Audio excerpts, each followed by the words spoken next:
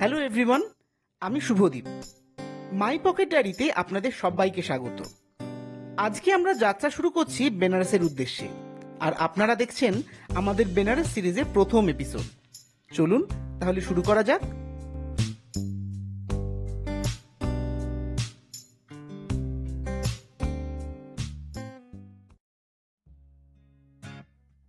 আজ 25শে এপ্রিল, শুক্রবার। সময় বিকেল 5:30। নাগের বাজার থেকে রওনা দিয়ে সেন্ট্রাল এভিনিউ হয়ে আমরা চলেছি হাওড়া স্টেশনের দিকে।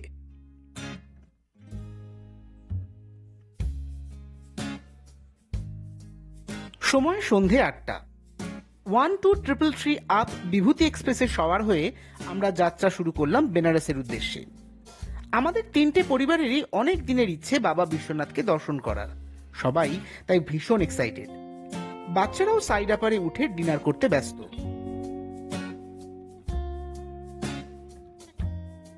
26শে এপ্রিল, সময় সকাল 7টা। এইমাত্র আমরা ছেড়ে এলাম দিলদারনগর জাংশন। ট্রেন মোটামুটি রাইট টাইমেই আছে। সকালে উঠে ফ্রেশ হয়ে সবার অলরেডি একবার চায়ের পর্ব হয়ে গেছে, আর কিছুক্ষণের মধ্যেই আমরা পৌঁছে যাব বেনারস। সময় সকাল 9:30। এইমাত্র ছেড়ে এলাম কাশী স্টেশন। এখন রয়েছি গঙ্গার ওপরে। দূরে দেখা যাচ্ছে নমোঘাট। নতুন করে সংস্কার হওয়ায় ট্রেন থেকে পুরো শহরের যে সিটিস্কেপটা দেখা যায় তা সত্যি অনবদ্য। অবশেষে পৌঁছে গেলাম বেনারস। এখন সময় সকাল 9:45। দাঁড়িয়ে আছি বেনারস স্টেশনের একেবারে সামনে। প্রচন্ড গরম, এত সকালেও লু বইছে। আমরা এর আগেও বেনারসে দুবার এসেছি, কিন্তু এবার দেখলাম স্টেশন থেকে রোপওয়ের কাজ শুরু হওয়ায় বেশ কিছু রাস্তা বন্ধ বা কিছু কিছু ডাইভার্ট করে দেয়া হয়েছে। জানতে পারলাম রোপওয়ে হবে স্টেশন থেকে গির্জা মোড় পর্যন্ত। হোটেল আমাদের অলরেডি বুক করাই আছে। অতঃপর স্টেশন থেকে একটা মারুতি ওমনি বুক করে আমরা যাচ্ছি গির্জা মোড়। সেখানেই আমাদের জন্য অপেক্ষা করছেন হোটেলের 2জন স্টাফ। পথ দেখিয়ে তারাই আমাদের নিয়ে যাবেন। গির্জা মোড় থেকে হেঁটে গোধুলিয়া চক এবং সেখান থেকে আবারও হেঁটে অবশেষে আমরা পৌঁছে গেছি বিশ্বনাথ গলিতে। বেনারসের বিভিন্ন দ্রষ্টব্য স্থানগুলির মধ্যে এই গলি অন্যতম। এখানকার প্রতিটি বাঁকে, প্রতিটি কোণায় ছড়িয়ে রয়েছে বহু ঐতিহ্য। এখানে দেখতে পাবেন অপূর্ব সব পৌরাণিক ওয়াল আর্ট। দেখা মিলবে সাধনারত সন্ন্যাসীদের। পাবেন বহু রকমের দোকান। এই গলি দিয়ে গেলেই একে একে পাওয়া যাবে বাবা বিশ্বনাথের মন্দির, মা অন্নপূর্ণার মন্দির এবং বিশালাক্ষী মন্দির। বিস্তর হাঁটাহাঁটি শেষে আমরা অবশেষে পৌঁছালাম হোটেল আলকাতে। হোটেলটি গঙ্গার একদম ধারেই। এই জায়গাটি হোটেলের restaurant cum dining space. Weather যদি মনোরম থাকে তবে এখানে বসেই গঙ্গার সৌন্দর্য দেখতে দেখতে সময় যে কিভাবে কেটে যাবে তার বলার কথা নয়। হোটেলটি গড়ে উঠেছে মীরঘাটের একেবারে ধার বরাবর। হোটেলের ব্যালকনি থেকে দেখতে পাওয়া যাবে শত শত ছোট বড় নৌকা বাঁধা রয়েছে ঘাটে। এগুলোই ব্যবহার করা হয় গঙ্গা ভ্রমণের জন্য। ব্যালকনিতে দাঁড়িয়েই দেখা যাবে নদী তীরবর্তী প্রাচীন শহরের অভূতপূর্ব সিটিস্কেপ। প্রবল গরমে নদীর প্রায় অর্ধেকটা জুড়েই চড়া পড়ে গেছে। হোটেলের একদম সামনেই রয়েছে গঙ্গা স্নান করার ব্যবস্থা। হোটেলের ভেতরে সিঁড়ি দিয়েই সরাসরি পৌঁছে যাওয়া যাবে স্নানঘাটে।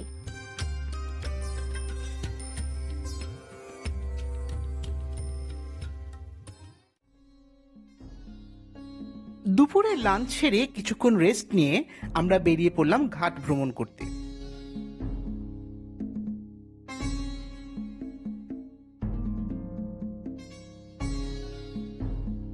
বিকেলবেলা রোদের তাপ কিছুটা কম হওয়ায় বহু মানুষ এসেছেন বোটে করে গঙ্গা ভ্রমণ করতে। বিভিন্ন প্রদেশের বহু ভাষাভাষী মানুষের সমাগমে জায়গাটা হয়ে উঠেছে বর্ণময়। তবে তার মধ্যে দেখা গেল দক্ষিণ ভারতীয় মানুষের আধিক্যই বেশি।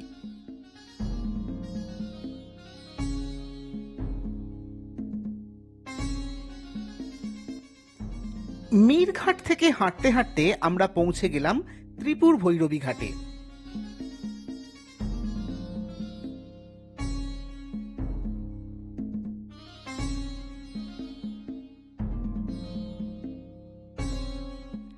সারিবদ্ধ নৌকায় গঙ্গা ভ্রমণের পাশাপাশি বিক্রি হচ্ছে স্থানীয় বিভিন্ন জিনিসপত্র।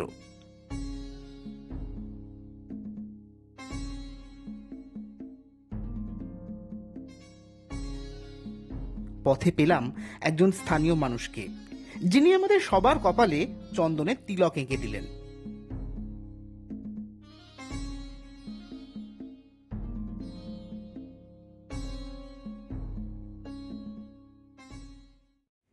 এরপর মানমন্দির ঘাট পেরিয়ে আমরা এসে উপস্থিত হলাম দশাশ্বমেধ ঘাটে। সেখান থেকে নৌকোয় করে শুরু হলো আমাদের গঙ্গা ভ্রমণ।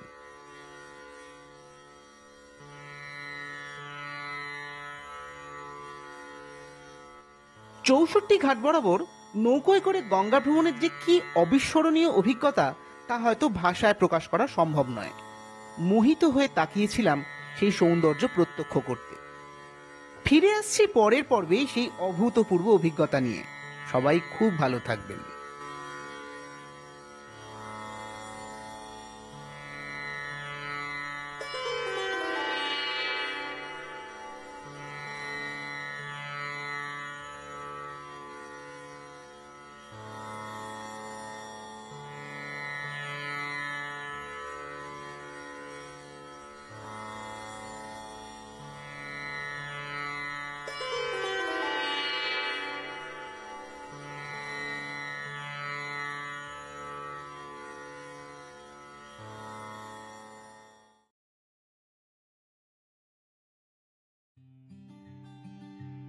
হ্যালো এভরিওয়ান, আমি শুভদীপ। মাই পকেট ডায়েরির নতুন একটি এপিসোডে আপনাদের সবাইকে স্বাগত। বেনারস ভ্রমণের দ্বিতীয় এই পর্বে আমরা আজ বেনারসের বিখ্যাত সমস্ত ঘাটগুলি নৌকোয় করে ঘুরে দেখব। চলুন তাহলে শুরু করা যাক।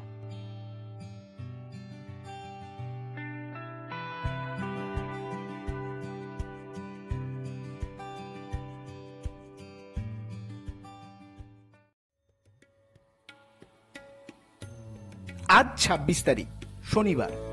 সময় বিকেল 4:30। লাঞ্চ সেরে আমরা বেরিয়ে পড়েছি গঙ্গা ভ্রমণের উদ্দেশ্যে। মীরঘাট থেকে হাঁটতে হাঁটতে ত্রিপুর ভৈরবী ঘাট হয়ে আমরা উপস্থিত হলাম দশাশ্বমেধ ঘাটে। সেখান থেকে জনপ্রতি ৩০০ টাকার বিনিময়ে সওয়ার হলাম একটি মোটর বোটে। জানা গেল ৪৮টি ঘাট দর্শন করানোর পাশাপাশি এই বোট থেকেই গঙ্গা আরতিও দেখা যাবে।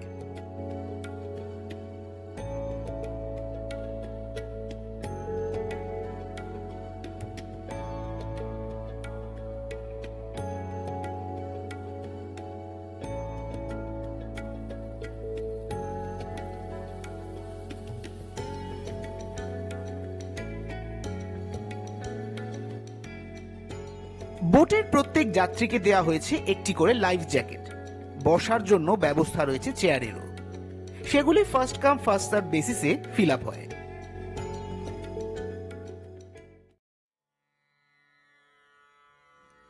নামের মতো এই স্থানের মাহাত্ম্য অপরিসীম। স্বয়ং মহাদেবের বাস এই কাশী বেনারসে।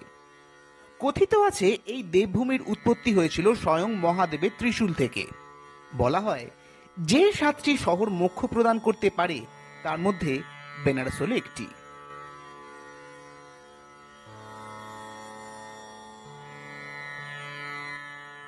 প্রায় ৩,০০০ বছরের বেশি সময় ধরে বেনারস শিক্ষা ও সভ্যতার কেন্দ্র।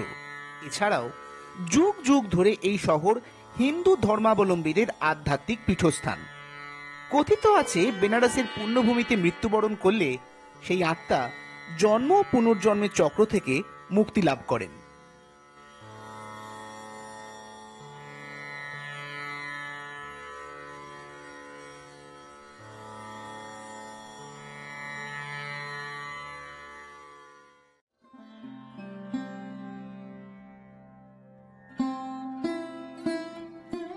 গঙ্গার দুই উপনদী বরুণা ও অসি এইখানে মিলিত হয়ে মোহনায় পড়েছে। সেই থেকেই গঙ্গার দক্ষিণ তটে গড়ে ওঠা এই শহরের নাম হয় বারাণসী। যত দূর দৃষ্টি যায় শুধুই দেখা যাচ্ছে গঙ্গার ঘাটে বাঁধা রয়েছে রং বেরঙের ছোট বড় সব নৌকো। এর মধ্যে মোটর বোট যেমন আছে, রয়েছে দাঁড়ে টানা ছোট নৌকো।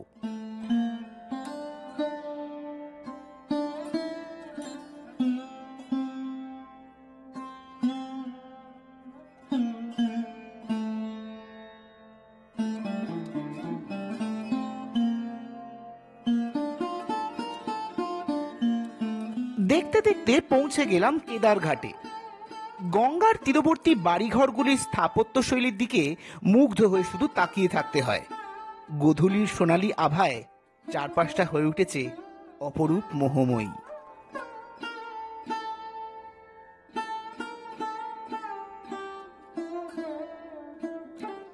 স্থানীয়দের মতে হরিশ্চন্দ্র ঘাট বেনারসের প্রাচীনতম ঘাটগুলির মধ্যে একটি।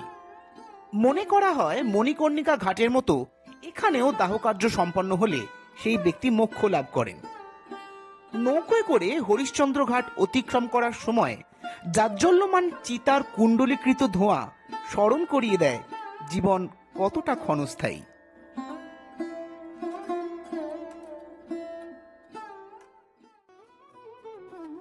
চলে এসেছি अस्सी ঘাটে। এখানে ভোরের আরতি খুব বিখ্যাত। পুরাণ মতে ভগবান শিব একবার ক্রুদ্ধ হয়ে ৮০ জন অসুরকে এখানে বধ করেছিলেন।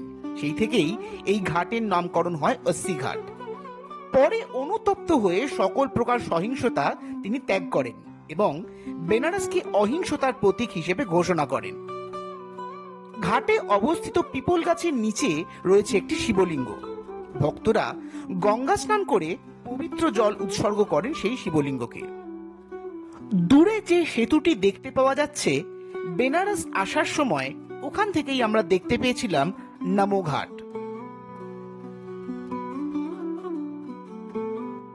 ফিরতি পথে আবার চলে এসেছি দশাশ্বমেধ ঘাটের কাছে। আরতির সময় এগিয়ে আসায় ঘাটে ভিড় বাড়তে শুরু করেছে।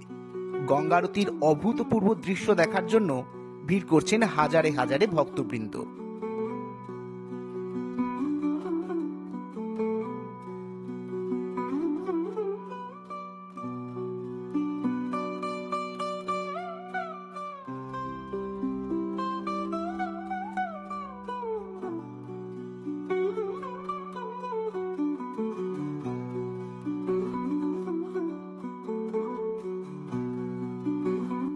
মণিকর্ণিকা ঘাট বেনারসের সুপ্রাচীন ঘাটগুলির মধ্যে অন্যতম।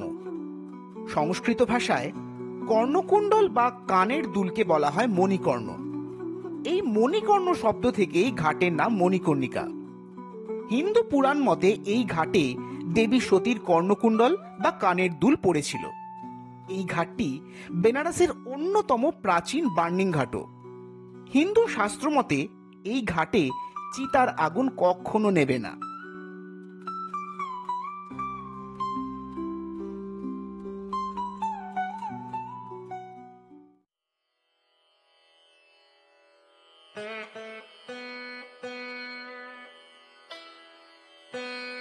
সন্ধে ৬টার সময় আমাদের নৌকো এসে দাঁড়ালো দশাশ্বমেধ ঘাটের সামনে। আর কিছুক্ষণের মধ্যেই শুরু হবে সন্ধ্যারতি। চারদিকে তিল ধারণের জায়গা নেই। গঙ্গা সেবা নিধি সমিতি দ্বারা পরিচালিত হয় এই সন্ধ্যারতি। আলোয় আলোয় এবং মন্ত্র পাঠে চারদিক হয়ে উঠেছে মুখরিত।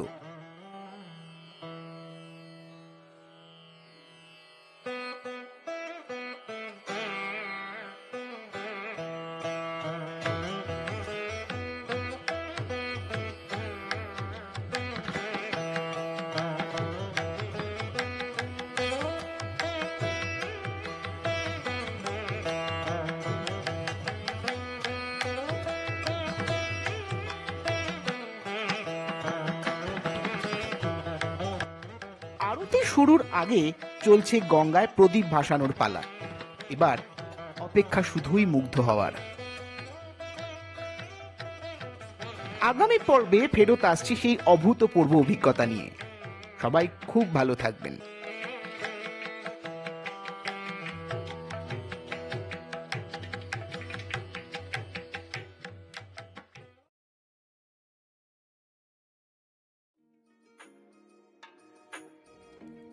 হ্যালো এভরিওয়ান, আমি শুভদীপ।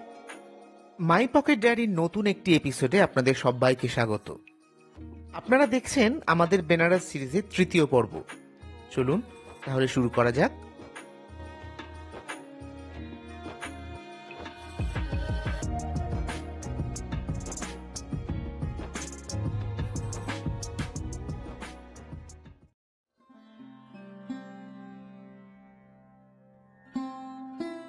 এর আগের পর্বে আমরা শেয়ার করেছিলাম গঙ্গা ভ্রমণের মনোমুগ্ধকর অভিজ্ঞতা। দশাশ্বমেধ ঘাট থেকে শুরু করে একে একে কেদার ঘাট, হরিশ্চন্দ্র ঘাট, अस्सी ঘাট, মণিকর্ণিকা ঘাট হয়ে আবার যখন আমরা দশাশ্বমেধ ঘাটে পৌঁছলাম তখন প্রায় সন্ধে 6টা। জেনেছিলাম প্রতিটা ঘাটের সঙ্গে জড়িয়ে থাকা অনেক গল্প ও ইতিহাস।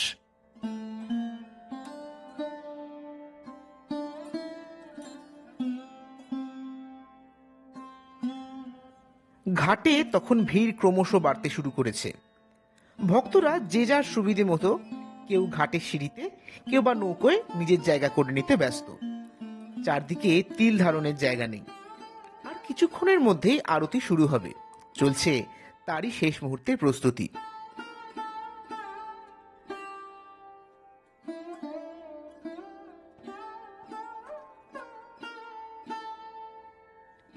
বেনারসের এই গঙ্গারতি প্রথা অতি সুপ্রাচীন। প্রতিদিন সন্ধে আন্দাজ 6:30 থেকে 7:30টার মধ্যে এই গঙ্গারতি সম্পন্ন হয়। এর টানেই দেশ বিদেশ থেকে ছুটে আসেন বহু মানুষ। মূলত দশাশ্বমেধের সন্ধ্যারতি ও 80 ঘাটের ভোরের আরতি বিখ্যাত। গরমকাল ও শীতকালে নদীর ধারে ঘাটের উপর বেদিতে এই আরতি অনুষ্ঠিত হয়, কিন্তু বর্ষাকালে জল বেড়ে যাওয়ার কারণে গঙ্গার পাড়ে একটি বাড়ির ছাদের উপর এই আরতি অনুষ্ঠিত হয়।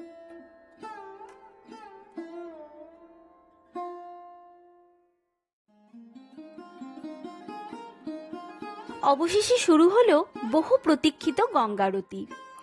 গঙ্গার পাড়ে রাখা নির্দিষ্ট বেদির উপর এসে উপস্থিত হলেন 7 জন পুরোহিত। পরনে তাদের সিল্কের পোশাক। বেদির ওপরে রাখা চৌকিগুলি গেরুয়া কাপড়ে মোড়া এবং তাতে রাখা রয়েছে পুজোর যাবতীয় সরঞ্জাম। সন্ধে 6:30 নাগাদ সুদীর্ঘ শঙ্খধ্বনি দিয়ে আরতির সূত্রপাত করলেন একজন পুরোহিত। সঠিক বলতে না পারলেও আন্দাজ 4 থেকে 5 মিনিট ধরে একটানা চলেছিল সেই শঙ্খধ্বনি। তারপর শুরু হলো মন্ত্রপাঠ ও মা গঙ্গার বন্দনা সঙ্গীত। ওম জয় গঙ্গে মাতা। মন্ত্রপাঠ ও সঙ্গীতের সঙ্গে তাল মিলিয়ে চলতে লাগলো ধূপধুনো, প্রদীপ, ফুল ও চামর দিয়ে আরতি। অপূর্ব সেই দৃশ্য। মোহিত হয়ে প্রত্যক্ষ করছিলাম সেই বহু প্রতীক্ষিত ও বহু চর্চিত গঙ্গারতি।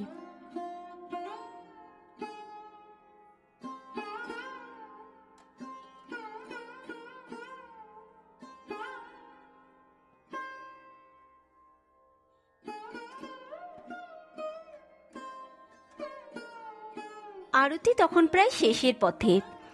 আমাদের নৌকো যাত্রীদেরকে নিয়ে ধীরে ধীরে পাড়ের দিকে এগোতে লাগলো। গঙ্গার পাড়ে তখনও প্রবল ভিড়। কেউ প্রদীপ ভাসাচ্ছেন, কেউ বা স্নান করছেন। এরই মধ্যে সুযোগ পেলাম একবার সামনে থেকে পুরোহিতদের দর্শন করবার। তখনও চলছে চামর দিয়ে আরতি।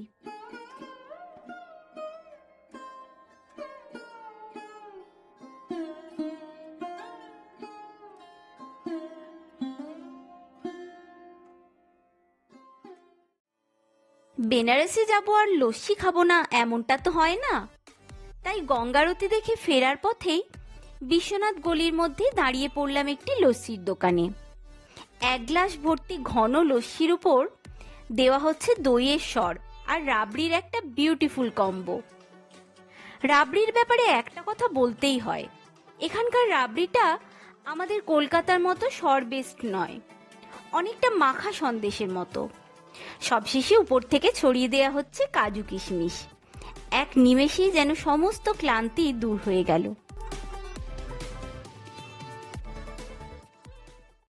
এখন সময় রাত্রি 2টো। আমরা বেরিয়ে পড়েছি কাশী বিশ্বনাথ মন্দির দর্শনের উদ্দেশ্যে। আমরা 1 মাস আগে থেকেই মঙ্গল আরতির টিকিট কেটে রেখেছিলাম অনলাইনে। সেই মতো দর্শনের সময়ও নির্ধারিত হয়েছে ভোর 3টে থেকে 4টের মধ্যে।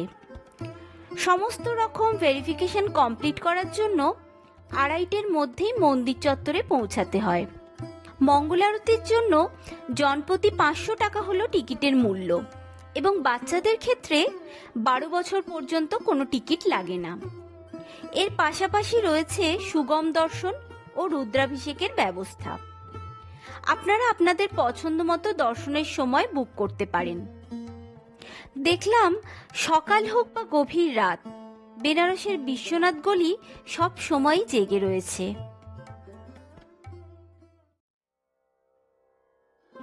এখন সময় ভোর 4:30।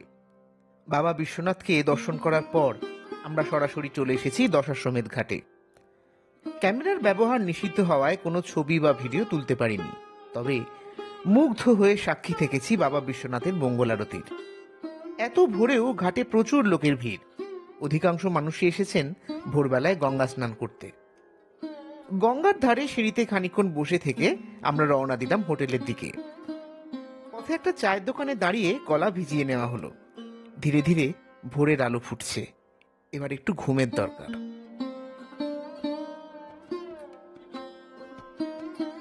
হোটেলে ফিরে ব্যালকনি থেকে ভোরের গঙ্গা দেখার লোভ সম্বরণ করতে পারলাম না।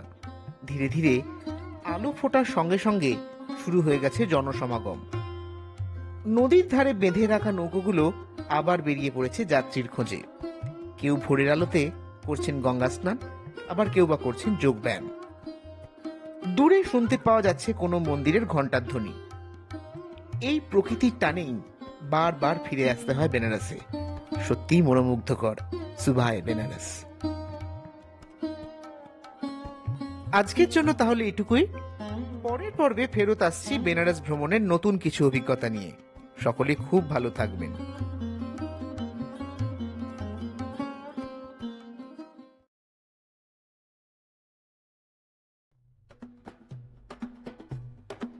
হ্যালো এভরিওয়ান, আমি শুভদীপ। মাই পকেট ডায়েরিতে আপনাদের সবাইকে স্বাগত। আপনারা দেখছেন আমাদের বেনারস সিরিজের 4র্থ পর্ব। চলুন তাহলে শুরু করা যাক।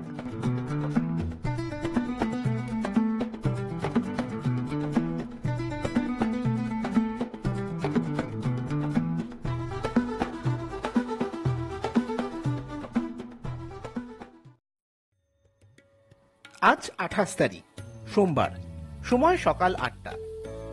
আমরা এসেছি বিশ্বনাথ গলির একটি বিখ্যাত কচুরির দোকানের সামনে ব্রেকফাস্ট করতে। এখানে প্রায় সব দোকানেই পাওয়া যায় আটার কচুরি। তো সেই আটার কচুরি, ঝাল ঝাল আলুর তরকারি আর প্যাঁড়া দিয়ে ব্রেকফাস্ট সেরে আমরা বেরিয়ে পড়লাম সাইট সিইং এর উদ্দেশ্যে।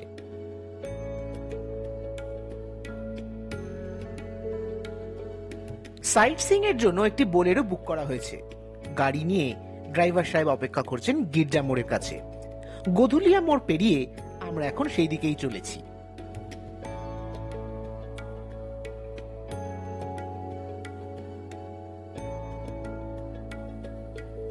এখন সময় 9:30। এত সকালেও বাইরে লু বইছে, তবে তাতেও আমাদের উৎসাহের খামতি নেই। গাড়ির এসিকে ফুল স্পিডে দিয়ে হই হই করতে করতে আমরা চললাম সাইট সিইং করতে। আমাদের প্যাকেজের মধ্যে ইনক্লুড আছে Sarnath, Chunar fort, Ramnagar fort, Banaras Hindu University এবং সেখানকার নবনির্মিত কাশী বিশ্বনাথ মন্দির। তাছাড়াও আছে সংকটমোচন মন্দির, তুলসী মানস মন্দির এবং সবশেষে দুর্গা মন্দির। গাড়ি আমরা হোটেল থেকেই বুক করেছি। সব মিলিয়ে খরচ পড়েছে 3800 টাকা।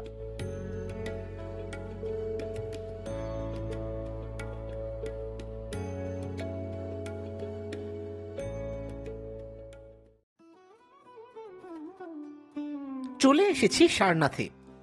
এত গরমেও প্রচুর টুরিস্ট এসেছেন। সামনে দোকানিরা বিভিন্ন রকম পসরা সাজিয়ে কেনা বেচায় ব্যস্ত।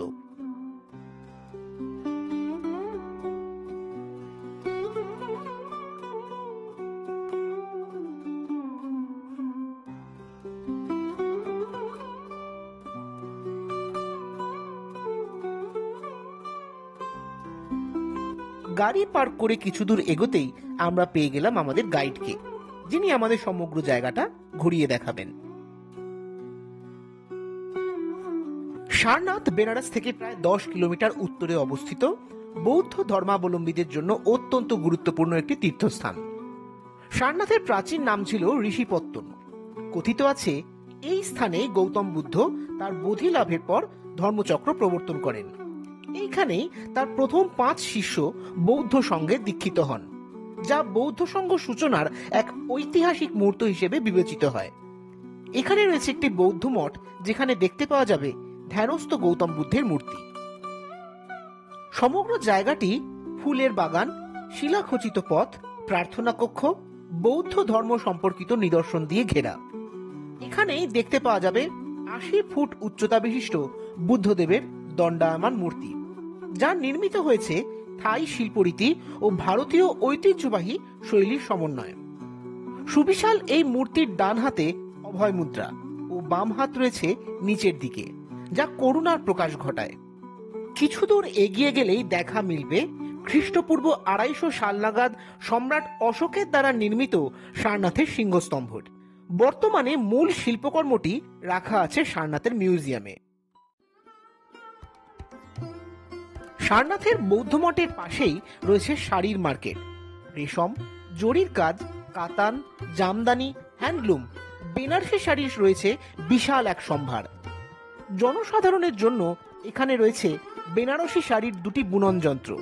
সেখানকার কারিগরদের থেকে আপনি জেনে নিতে পারবেন শাড়ি তৈরির খুঁটিনাটি।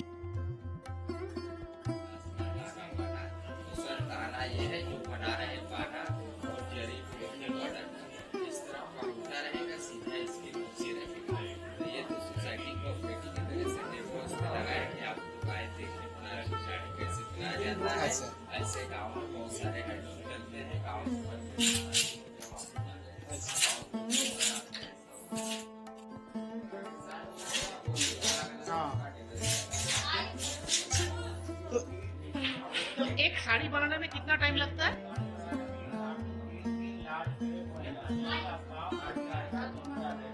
अच्छा।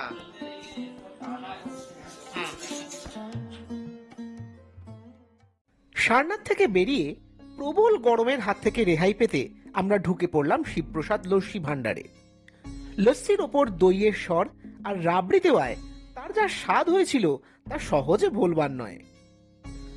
লস্যিতে গলা ভিজিয়ে আমরা পৌঁছলাম রামনগর ফোর্টে। বেনারস থেকে প্রায় 14 কিলোমিটার দূরে গঙ্গা নদীর পূর্ব পারে কাশীর মহারাজা বলবন্ত সিং 1800 শতকের মাঝামাঝি তৈরি করেন এই দুর্গ। ক্যামেরার ব্যবহার নিষিদ্ধ হওয়ায় কোনো ছবি বা ভিডিও তুলতে পারিনি। এই রামনগর ফোর্টের অন্যতম আকর্ষণ হলো এর জাদুঘর। এখানে রয়েছে রাজবংশের ব্যবহৃত প্রাচীন পালকি, রথ, ঘোড়ার গাড়ি, পুরনো অস্ত্রশস্ত্র, বিরল সব চিত্রকলা ও পাণ্ডুলিপি, রাজবংশের ব্যবহৃত পোশাক, আসবাবপত্র ও গয়না। এখন আমরা রয়েছি গঙ্গা নদীর ওপর। বাঁদিকে দেখা যাচ্ছে নমোঘাট। এই নমোঘাট বরাবর সোজা চলে গেলেই পৌঁছে যাওয়া যাবে দশাশ্বমেধ ঘাটে।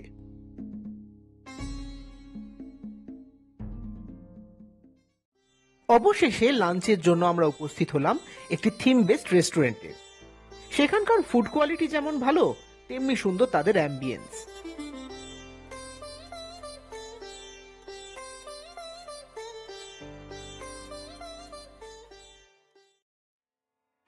আমাদের এবারের গন্তব্য বেনারস হিন্দু ইউনিভার্সিটিতে অবস্থিত কাশী বিশ্বনাথ মন্দির। প্রায় 1300 একর জায়গা জুড়ে বিস্তৃত সুপ্রাচীন এই বিশ্ববিদ্যালয়ে দেখা যাবে সবুজের বিপুল সমারোহ এবং নবনির্মিত কাশী বিশ্বনাথ মন্দির। বেনারস হিন্দু বিশ্ববিদ্যালয় ভারতের অন্যতম প্রাচীন, ঐতিহ্যবাহী এবং বৃহত্তম আবাসিক বিশ্ববিদ্যালয়। এটি ভারত তথা এশিয়ার অন্যতম বৃহৎ শিক্ষা প্রতিষ্ঠান হিসেবেও স্বীকৃত, যা ভারতীয় ঐতিহ্য, আধুনিক শিক্ষা, বিজ্ঞান, প্রযুক্তি, সংস্কৃতি এবং আধ্যাত্মিকতা এই সব কিছুরই এক মহামিলন ক্ষেত্র।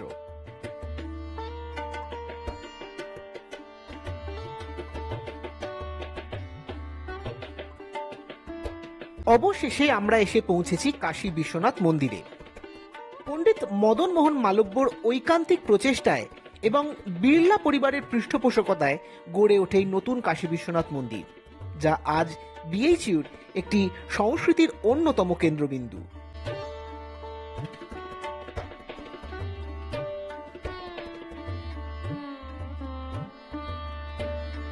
এই মন্দির মন্দিরের নির্মাণ কার্য চলে 1931 থেকে 1966 পর্যন্ত, প্রায় 35 বছর ধরে। সম্পূর্ণ মন্দিরটি নির্মাণ করা হয়েছে সাদা মার্বেল পাথর দিয়ে।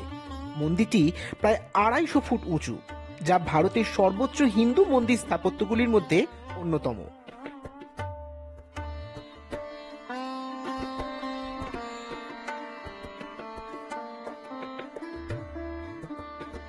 মূল মন্দির ছাড়াও আশেপাশে রয়েছে ছোট ছোট মন্দির, স্তম্ভ, ধ্যান মঞ্চ এবং পাঠাগার। প্রধান গর্ভগৃহে রয়েছে একটি সুবিশাল শিবলিঙ্গ, যিনি বিশ্বনাথ রূপে পূজিত হন। মন্দিরের ভেতরে ও বাইরে ভগবদ্গীতা, বেদ, উপনিষদ থেকে নেওয়া বিভিন্ন শ্লোক খোদাই করা রয়েছে। অপূর্ব এই মন্দির প্রতিদিন সন্ধ্যারতির সময় অনন্য এক পবিত্রতায় ভরে ওঠে। মন্দিরটি প্রতিদিন ভোর 4টে থেকে রাত 9টা পর্যন্ত জনসাধারণের জন্য উন্মুক্ত থাকে। মূল মন্দিরের ভেতরে রয়েছে দেবী পার্বতী ও সরস্বতীর পৃথক মন্দির। প্রতিদিন বহু দর্শনার্থীর সমাগমে মুখরিত হয়ে ওঠে এই মন্দির চত্বর।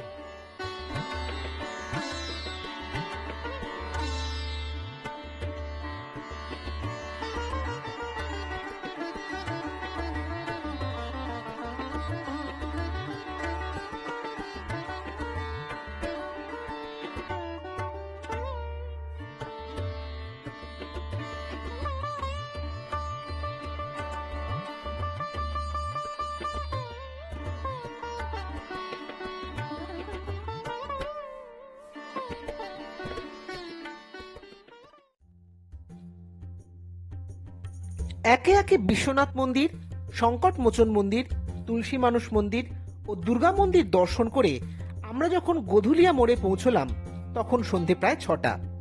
চারদিকে তখন ঠিক ঠিক করছে ভিড়।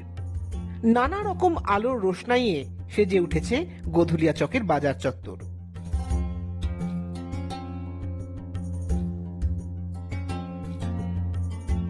আজকের জন্য তাহলে এটুকুই।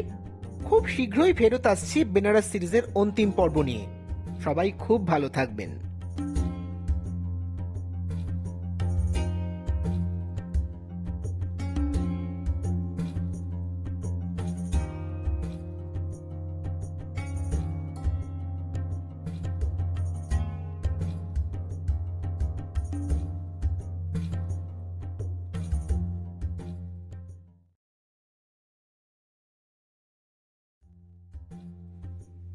হ্যালো এভরিওয়ান, আমি শুভদীপ।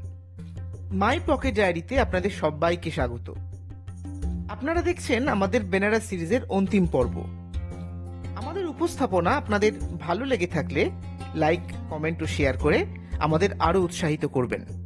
চলুন তাহলে শুরু করা যাক।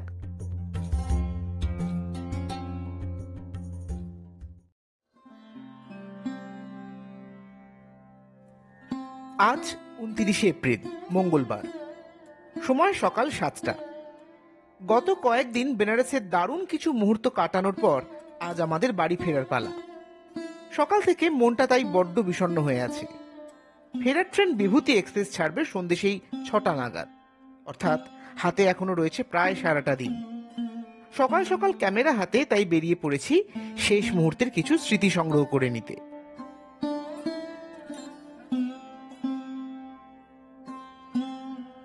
সকাল হতেই গঙ্গার ঘাটে শুরু হয়ে গেছে বহু মানুষের আনাগোনা আর ব্যস্ত সমস্ত দৈনন্দিন জীবনযাত্রা। একদিকে যেমন দোকানিরা শুরু করে দিয়েছেন দোকানদানি, অন্যদিকে কেউ কেউ সেরে নিচ্ছেন প্রাতঃকালীন যোগব্যায়াম। ছোট বড় বাহারি সব নৌকোর মাঝিরা বেরিয়ে পড়ছেন নতুন পর্যটকের খোঁজে।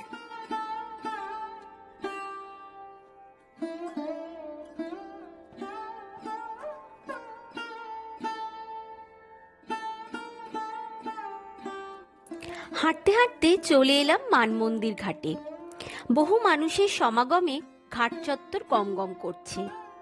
এই ঘাটের ঠিক পাশেই রয়েছে মানমন্দির বা অবজারভেটরি, যার ছাদ থেকে বেনারসের যে সিটিস্কেপ দেখা যায় তা সত্যিই অবর্ণনীয়।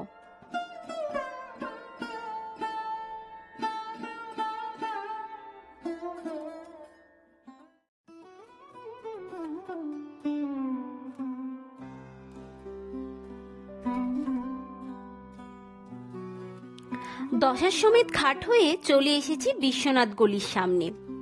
এখানেই রয়েছে খিচুড়ি বাবার মন্দির। বিরাট বড় অটোমেটিক মেশিনে তৈরি হয়ে চলেছে প্রচুর পরিমাণে খিচুড়ি ভোগ। প্রবল গরম উপেক্ষা করেও নিরলস পরিশ্রমের সঙ্গে সেখানকার কর্মকর্তারা ভোগ বিতরণ করে চলেছেন বহু মানুষকে। রাস্তার ধারেই সারিবদ্ধভাবে বহু মানুষ প্রসাদ গ্রহণ করছেন।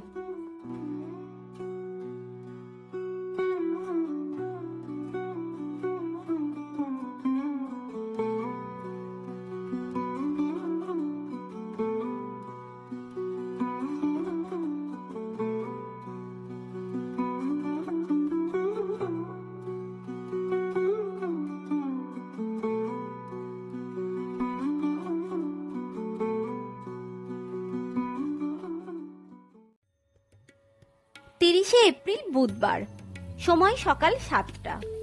এখন আমরা রয়েছি বিভূতি এক্সপ্রেসে।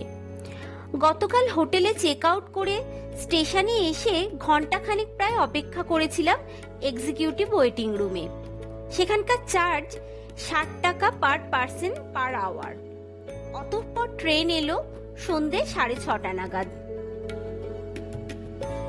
সময় সকাল 9:30। হাওড়া স্টেশনে পৌঁছেই গাড়িতে উঠে অলরেডি রওনা দিয়ে দিয়েছি বাড়ির পথে। এখন রয়েছি হাওড়া ব্রিজের ওপরে। অফিস টাইম হওয়ার জন্য ট্রাফিক খুবই বেশি। আকাশ জুড়েও শুরু হয়ে গেছে মেঘের আনাগোনা।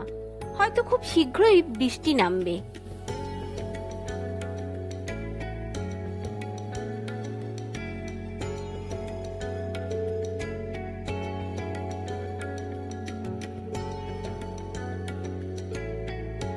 প্রায় পৌঁছে গেছি।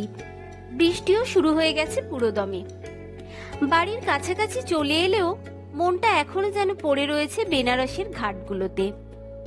পায়ে হেঁটে একের পর এক ঘাট ঘোরা, ঘাটের সিঁড়িতে বসে থাকতে থাকতে নৌকার অবিরাম আনাগোনা দেখা, বেনারসের সেই সরু সরু বর্ণময় গলি, সেখানকার দোকানপত্র, মন্দির, বাবা বিশ্বনাথের মঙ্গল আরতি দর্শন, সব কিছুই যেন মনের মধ্যে গভীর ছাপ ফেলে দিয়েছে।